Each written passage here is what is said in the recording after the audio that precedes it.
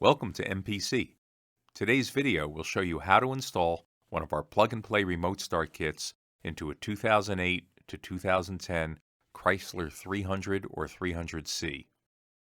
The vehicle in this video is a Dodge Ram, but the wiring and programming for the 300 and 300C is exactly the same. The only difference will be in how the lower dash panel is removed. Using a Phillips head screwdriver, remove the two screws that secure the lower dash panel under the steering wheel. Give the panel a gentle tug, and the clips holding it in place will release. Now locate the ignition plug that is on the back of the ignition key assembly. Reach behind, press the release tab, and gently remove the plug.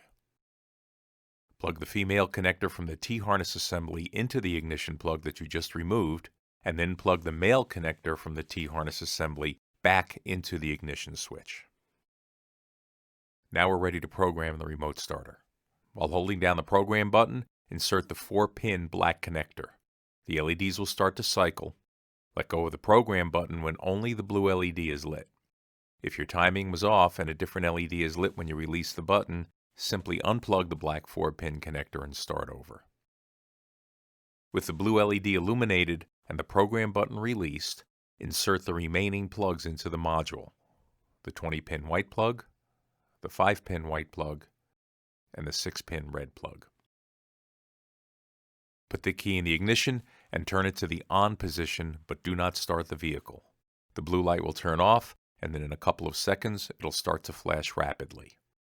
Turn the key off, remove it, and press the lock button on the remote fob one time. The blue LED will turn off and programming is complete. Test the system by pressing the lock button on your factory remote 3 times, with each press about 1 second apart. You'll hear the dash chimes, the ignition will turn on, and the vehicle will start. You can shut the system down by either stepping on the brake or pressing the lock button on that factory remote 3 more times. Stow the module under the dash. You can use zip ties to secure it into place, along with the excess wiring from the T-harness. Your kit also includes a valet switch, which can be used to disable the remote start system. To install it, just drill a small hole in the bottom of the dash panel to mount the switch.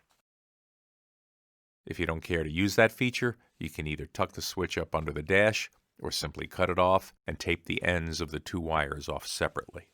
Snap the lower dash panel back into place, then replace the 2 Phillips screws and your installation is complete. Test the system one more time by pressing the lock button on your factory fob 3 times. The doors will unlock momentarily, then the vehicle will start, and the doors will relock to arm the factory security system.